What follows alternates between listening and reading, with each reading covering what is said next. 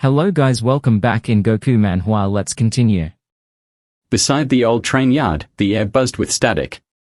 Callan suddenly reached for her wrist. "What are you doing?" "Let go," Myra muttered, yanking back instinctively. But he stayed quiet, tugging her along with an intensity that didn't need words. "I'm still furious," she muttered, voice low but sharp with hurt. "Do you think I'm some backup plan that sticks around no matter what?" Callan didn't argue. Instead, he pulled her into a desperate embrace. It wasn't sweet. It wasn't calculated.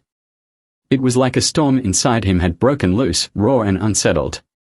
Myra gasped, chest tight. "I can't think straight," she whispered. "Ease up." But his grip trembled as if he feared she'd vanish the second he blinked. "Hold on, Callan, wait." He hushed her with a soft press beneath her chin, guiding her eyes to his. "Just say my name," he murmured, voice like a thread ready to snap. And then everything unraveled. Emotions clashed. Anger, grief, longing, panic, a whirlwind they couldn't pause. Even amid it, his mind raced relentlessly. "This is panic," he reasoned. "It's just panic." Raina always returned.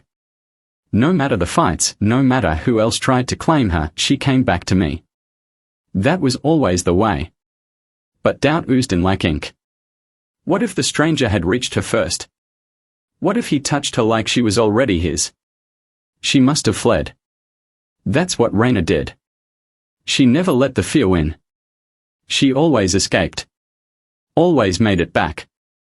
But the memory of that final voicemail kept replaying. What if she stayed this time? What if her strength ran out? If her heart shattered during his silence, where would she be now? Those upturned books. That final text. The photo on the desk, half-burned.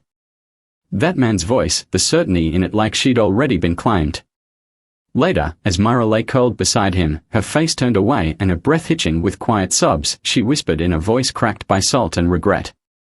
"I despise you. Don't ever shut me out like that again." Lyra stood firm, facing the rain-soaked window, her reflection dim. Talon stared at her back, silent. "It's just nerves," he told himself again. Just nerves, damn it. Elsewhere, at the cracked gates of a forgotten greenhouse, Elian stood frozen. Her gaze locked onto the shattered glass leading inside. Broken lanterns tossed across the walkway, one still flickering weakly. Her chest seized for a moment. She couldn't breathe. Then adrenaline rushed through her veins. She bolted forward, calling his name. "Nico." Her voice broke as she pushed the door wide. He was there. Slouched against a rusted bench, his jacket hanging off one arm, blood dried beneath his nose, eyes vacant. Elian slowed, dread churning in her stomach. Her voice barely rose above a whisper. "What happened to you? Was it the cartel? Did they corner you? Try to drag you into this war because of me?" But Nico gave no response. His stare was locked on her, distant and unreadable. Silence wrapped around them like chains. Her voice trembled. If not them, then who? Then it hit her like a hammer to the chest. That night. Cade's voice, smug and final. "Until next time, sweetheart." Her knees weakened. She stepped forward on unsteady legs. "Cade ran, he was here, wasn't he? You fought him. Those bruises. He did this. And you didn't even fight back, did you?" Nico didn't move at first. Then, in a tone barely louder than the rain, came the truth. "Yes." Elian felt the world crack beneath her. She could barely bear to see him like this, worn down, defeated. His eyes searched hers, full of something deeper than pain. "Why are you looking at me like that, Elian? Like I'm the one who left you shattered? Are you upset because I didn't hold back? Because I let him know what he took from you? Is he still in your heart, even now?" But before he could sink deeper into those thoughts, Elian reached him. Without a single word, she dropped to her knees and wrapped her arms around him, holding him tightly as if her grip alone could mend what was broken. Nico froze, shaken by the warmth of her touch, the fragility in her breath. "Why would you go that far?" she murmured, her voice trembling through tears. "Why? You knew he was dangerous. You could have been killed. But Nico could only think. Back off. How could I? He would have burned down the world to get to you. Her head rested against his shoulder, her breath catching against his collarbone like wind stirring still waters. Her voice, soft and shaking, pierced the quiet. Do you even understand how far you pushed yourself? Why did you climb that cliff alone? You could have slipped, could have vanished. Why would someone like you, someone so quiet and steady, take such a risk? Ko didn't respond at first, but a faint, uneven grin crept across his face.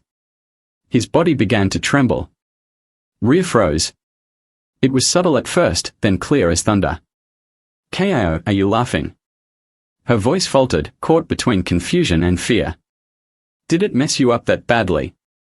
His face remained hidden in the crook of her neck, breath warm and uneven. Yeah, he murmured. It wrecked me. Her arms wrapped tighter around him, a knot of worry curling in her chest.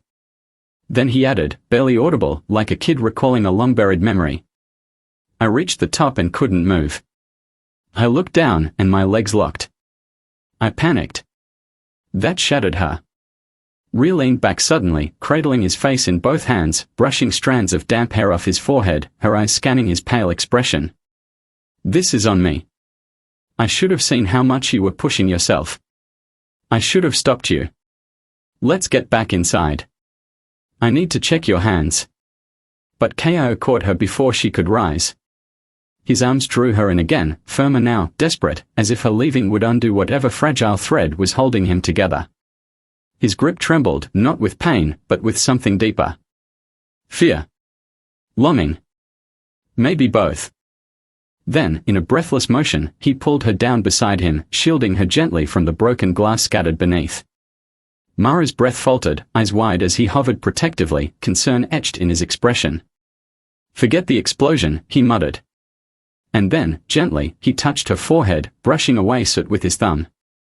Then lower, fingertips tracing her jaw as if memorizing that she was still there. Ezra, wait, she whispered, heart pounding. We need to get out.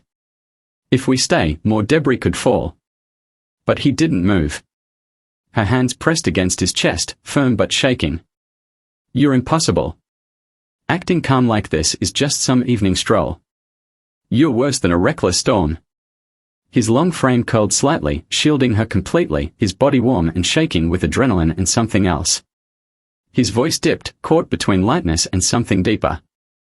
My ribs feel cracked, he said under his breath, a faint smirk tugging at one corner of his lips, though his eyes were clouded. And my shoulders shot. Then, closer, he bent near her ear, voice low and frayed.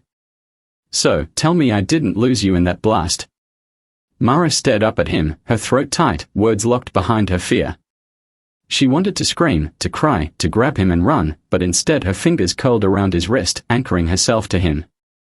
You didn't lose me, she whispered finally, her voice so small it barely rose above the trembling wind. But if we stay here, we both will be. Still, Ezra didn't rise. He closed his eyes, head dipping close to hers again. Just 1 second, he said quietly. Let me be sure you're real.